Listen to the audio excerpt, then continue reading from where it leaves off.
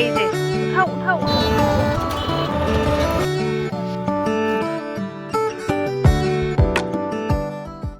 এই সাত সকালবেলা ঘুম থেকে উঠে গঙ্গা মাকে একটু চোখে মুখে ছিটিয়ে মায়ে গিয়ে চললাম মেন কাজের উদ্দেশ্যে, যার জন্য বাড়িতে এসেছি সেটাই তো করা হলো না। এখন বাজে ঘড়িতে 6:30 আর দেখে কি মনে হচ্ছে বলো এতটা সকাল হয়েছে? তো রাধে রাধে সবাইকে, আমি তৃপ্তি, আমার নতুন আরেকটা ভিডিওতে তোমাদের সকলকে জানাই অনেক অনেক ওয়েলকাম আর অনেক অনেক ভালোবাসা। যে কাজের জন্য এসেছি সেটা আগে সম্পূর্ণ করি, বাকি কথা পরে হবে, তাই না? যে কাজের জন্য এসেছিলাম হয়ে গেছে, আর দেখাই কি করতে এসেছিলাম। এই যে আমার চাউলের বস্তা, কন্ট্রোল থেকে চাউল নিতে এসেছিলাম। পুরো তাকাও, সন্টু তাকাও আমার দিকে, তাকাও মা। ও বস্তা বাঁধছে, সোনু পড়ে যাবি পড়ে যাবি।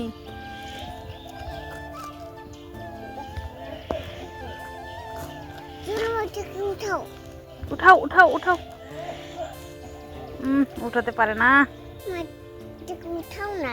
উঠাতে পারো না, তুমি উঠাও। রেশন তুলে এসে আমরা বাড়িতে একটু দেরি করিনি, ওই খাওয়া দাওয়াতে যেটুকুন দেরি হয়েছে। তো কালকে রাতের ভাত ছিল, সেটাই আমরা সবাই মিলে খেয়ে নিয়েছি।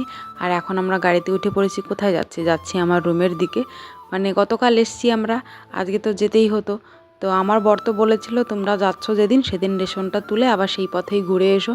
তো সেটা সম্ভব হলো না, জানো, ভীষণ কষ্ট হয়ে যায় দুটো বাচ্চাকে নিয়ে একলা একলা যাওয়া আসা। আর এখন আমার সঙ্গে যাচ্ছে আমার শাশুড়ি মা, ওনাকে একটু ডাক্তারও দেখাবো আর আমার হেল্প করতেও যাচ্ছে। আর রেশন থেকে যে ডাল, চিনি, লবণ পেয়েছিলাম সেগুলোও কিছু কিছু নিয়ে নিলাম। তো সবগুলো একসঙ্গে কন্ট্রোল করা আমাদের সম্ভব না, কারণ তোমরা তো জানোই আমার দুটো বাচ্চা, তারা যে কি তুফান। তো সেই জন্য বললাম শাশুড়ি মাকে চলো আমার সঙ্গে, আর ওনাকেও একটু ডাক্তার দেখাতে হবে। তো ডাক্তার তো আমাদের ওখানেই দেখাচ্ছে, মানে রঙিয়াতে, সেই জন্য ওনাকেও নিয়ে নিলাম। আর সবচেয়ে বড় কথা যেটা না বললেই নয়, আমি একটা রাত বাড়িতে থেকেছি, কিন্তু এই একটা রাতে আমার রঙিয়া রুমটাকে যে আমি কি মিস করেছি সেটা আমি কি করে বোঝাবো। মানে আমার এই রুমের প্রতি এমন একটা মায়া জন্মে গেছে যেটা আর কোথাও গেলে হয় না। সত্যি কথা বলতে আমি আমাদের বাবার বাড়ি বলো, আমার শ্বশুর বাড়ি বলো, কোনো বিছানায় ঘুমিয়ে শান্তি পাই না। একমাত্র শান্তির ঘুম আমার এই বিছানাতেই আমার আসে, আর কোথাও গেলে এই শান্তিটা আমি পাই না। তারও একটা কারণ আছে, কারণ এটা সম্পূর্ণই নিজের। আর শ্বশুর বাড়ি বলো এটাও অন্যের, বাবার বাড়ি বলো এটাও অন্যের, তাই হয়তো। বাড়িতে চলে এসেছি অনেকক্ষণ, 3টের সময় বাড়ি পৌঁছেছি। তারপর স্নান করে খেয়ে দিয়ে শুয়েছি, একটু পরে উঠে চা খেলাম। তো এখন আমার শাশুড়ি মা আজকে রান্না করবে, আর কি রান্না করবে সেটা তোমাদের সঙ্গে অবশ্যই শেয়ার করবো। অদষ্টু, তুমি কি করতেছো সোনা? হ্যাঁ, তারপর তারপর ওদেরকে দেখাই কি রান্না করবা। ফুলকপি, আজকে নাকি একটা স্পেশাল জিনিস হবে ফুলকপি দিয়ে। তো ওনার ছেলে গেছে মাছ আনতে, মাছ নিয়ে আসলে এটা হবে, এখন ভাজাভুজি হবে আর কি, তাই তো? কেউ ভয় পেও না আমার শাশুড়ির শব্দ শুনে, এরকম জোরে জোরেই কথা বলে। কিভাবে রান্না করবো আমি একটু দেখাবো। আরো কত লাগে তোমার? আছে, তুমি দাও না। মুই আরেকটা আছে। এখন এই কালো কড়াইয়ের মধ্যে তেল দিয়ে ঘোরাঘুরি হচ্ছে আর কি। তারপর কি হবে? ফুলকপি যাবে। রেসিপিটা শেয়ার করতে হবে।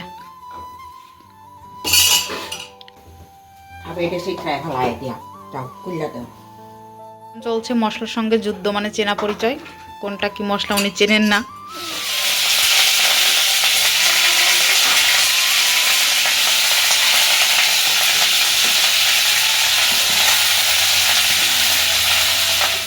রুমে ঢুকেই খাওয়া দাওয়া করে তো সবাই শুয়ে পড়েছিলাম। তো রাত্রেবেলা রান্না করার সময় হয়েছে, তখন আমার শাশুড়ি মা বলছে আজকের রান্নাটা আমিই করি, আর এই ফুলকপিটা উনি ওই ওনার বাড়ি থেকে বয়ে নিয়ে এসছে। বলো তো, এটাও একটা আনার জিনিস, তবু এনেছে। তো ছেলেকে কি রান্না করে খাওয়াবে, তো বললাম ঠিক আছে করো, তোমার মতো করেই করো। তো মাছ আনতে গেছে আমার বর বাজারে, তো এখন এই ফুলকপি হচ্ছে ভাজা।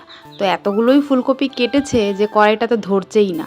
তো বলছে এত ছোট কড়াই, মানে বিশ্বাস করবে না আমার শাশুড়ি একা রান্না করে, কিন্তু এত বড় একটা কড়াই, সেই কড়াইতে 10 জন মানুষের তরকারি আরামসে রান্না করা যায়। আর সেই কারণেই এই কড়াইটা ওনার কাছে ছোট মনে হচ্ছে। তো বললাম বলতে বাড়ি থাকতে, তাহলে আমি কড়াইটা ব্যাগে ভরে নিয়ে আসতাম, আবার যাওয়ার সময় তুমি নিয়ে যেতে। ওনার কাছে যে ছোট কড়াই নেই সেটা না, আরও 2টো কড়াই আছে, তবে সেগুলো বাদ দিয়ে উনি ওনার ওই বড় কড়াইতেই রান্না করে ভালোবাসে, ওই জন্য ওটাতেই রান্না করে।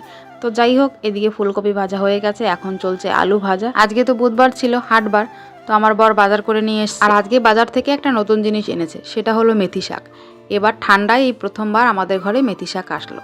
আর এরই মধ্যে হয়েছে একটা কাণ্ড, এই দেখো আমার ছেলের মুখে কি হয়েছে বলতে ওর মুখে লেগেছে নখের আঁচড়।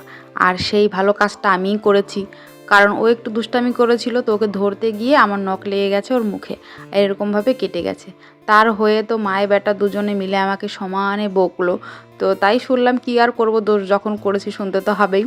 তো ওর গালে একটু মলম লাগিয়ে দিয়েছি, আর এদিকে মাছ ভাজা চলছে। তো এদিকে রান্নাবান্না প্রায় শেষের পথে। তো ভেবেছিলাম রেসিপিটা তোমাদের সঙ্গে শেয়ার করবো, তো অনেক ঝামেলার মধ্যে সেটা আর হয়ে উঠলো না। তো যা হচ্ছে সেটাই দেখো, আগে পিছে কী দিয়ে কী করেছে সেটা তো আমি দেখিনি, আন্দাজে কী আর বলবো। এদিকে ঘড়িতে বেজে গেছে 9:30, আর এখন আমার বর চা খেলো। হ্যাঁ, আগে একবার খেয়ে সন্ধেবেলায় বাজারে গেছে, এখন আবার খেলো।